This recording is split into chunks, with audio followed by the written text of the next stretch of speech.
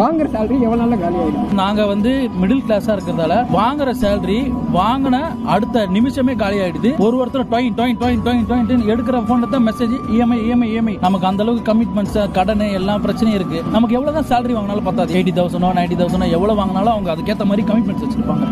So அதனால வாங்குற salary எதுக்குமே பத்தாது. அவன் ஒரு கார்டை வச்சுக்கின்னு இந்த கார்டு அந்த கார்டு இதுல தேய் அதுல தேய் இதுல மாத்தி அதுல மாத்தி இதுல மாத்தி அதுல மாத்தி மாத்தினே இருக்கதா. சேலரி மாற்றமே இல்லை, கார்டு தான் மாற்றம். ஜன்னல்லாம் ஃபிக்ஸ் பண்ணல, ஜஸ்ட் என்னோட வீட்டோட போட்டோஸ் காமிக்கிறேன். இதெல்லாம் அந்த வீடு கட்டிட்டு இருக்கும்போது எடுத்த போட்டோஸ், அப்புறம் இப்ப எடுத்த போட்டோஸ் ஒன்று 2 காமிக்கிறேன்.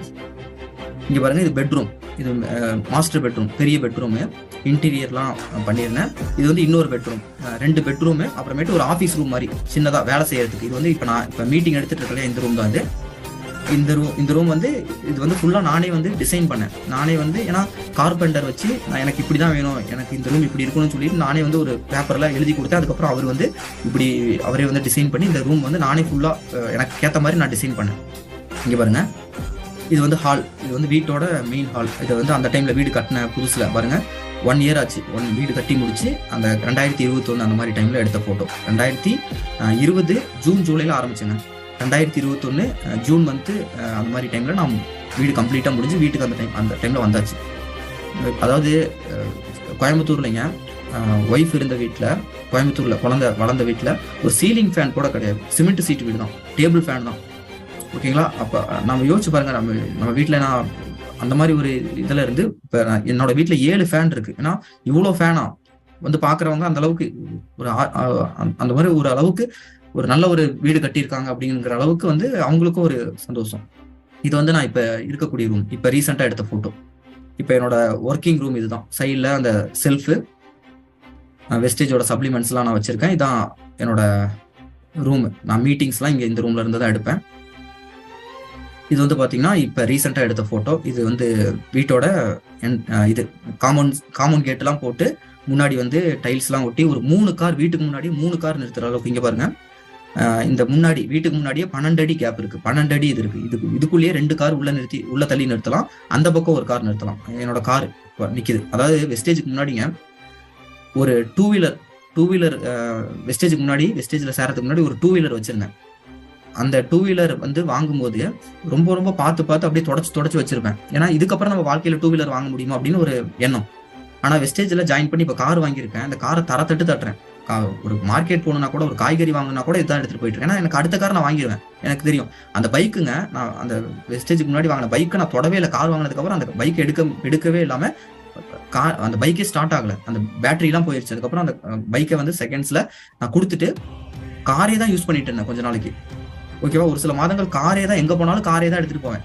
அதுக்கப்புறம் ஏதாவது சின்ன கடைகளுக்கெல்லாம் கார் போய் பார்க்கிங் இருக்காது, ஏதாவது 1-2 இடத்துக்கு பைக் தேவைப்படுதுங்கிறதுனால ஒரு பைக்கு, ஸ்கூட்டி, சரி ஸ்கூட்டியா இருந்தா ஏதாவது எமர்ஜென்சிக்கு ஒய்ஃபும் ஓட்டுவாங்களேன்னு சொல்லிட்டு ஸ்கூட்டி போன உடனே ரெடி காசு கொடுத்து 1,10,000 சம்திங் ஸ்கூட்டி டக்குன்னு வந்து எடுத்துட்டு வந்தேன். ஸ்கூட்டி அதுவும் இப்போ ஓட்டுறதில்ல, நான் ஓட்டுறதில்ல, அப்படியே தான் இருக்கும். ஓகேங்களா? அந்த மாதிரி வந்து லைஃப் பாருங்க, இப்படி ஒரு சாதாரண ஒரு ஆர்டினரி லைஃப் வாழ்ந்துட்டு இருந்த ஒருத்தன் இப்போ வந்து இவ்வளவு பெரிய ஒரு வீடு கட்டி, நம்ம நினைச்சது, நான் எனக்கு இந்த மாதிரி ஒரு இடத்த அடையணும்னு நான் நினைச்சேன், மனசுக்குள்ள இருந்தேன். அதுக்கேற்ற மாதிரி அந்த யூனிவர்ஸ் வந்து எனக்கு ஒரு ஆப்பர்ச்சுனிட்டி கொடுத்துச்சு. அந்த ஆப்பர்ச்சுனிட்டி மூலியமா என்னோட கனவை வந்து நான் நிறைவேற்றிக்கிட்டேன். இது என்னோட ஒய்ஃப், என்னோட 2 குழந்தைங்க. ஒரு பொண்ணோட பேர் வந்து சாய் சாஸ்திரி, இப்போ 2வது பொண்ணோட பேர் வந்து ஸ்ரீ வஸ்மிகா யாஸ்வி. இது வந்து என்னோட ஹால். இது வந்து நான் இப்போ ரீசெண்டா இந்த ஹால் வந்து செட் பண்ணேன். ஏன்னா இதுக்கு முன்னாடி வரைக்குமே வந்து ஹாலில் வந்து டிவிலாம் கூட இல்லை, ஏன்னா வந்து டைம் இல்லை. ஓகேவா? இப்போ இது வந்து வீட்டில் ஃபேமிலி மெம்பர்ஸ்க்காக தான் இந்த டிவி, இந்த ஹால், சோஃபா எல்லாமே இப்போ ரீசெண்டா வாங்கி இந்த ஹால் வந்து செட் பண்ணி இது பண்ணி எல்லாமே ரெடி காசு. ஏன்னா எந்த ஒரு இதுவுமே இல்லை. என்ன பிடிச்சிருக்கோ, என்ன ஹை பிராண்டோ, என்ன சூப்பர் டூப்பர் குவாலிட்டியோ, மணியே பார்க்கல. எது குவாலிட்டி, எது சூப்பரா ப்ரீமியமா இருக்கோ அதுதான் நம்ம வந்து வாங்கணும். இது வந்து என்னோட பொண்ணு, வெஸ்டேஜ் சிம்பிள் தான் காமிக்க ட்ரை பண்றா. ஓகே, இது வந்து என்னோட கார் பாருங்க. வீட்டுக்கு முன்னாடி இப்ப கார் நிக்குதுங்க.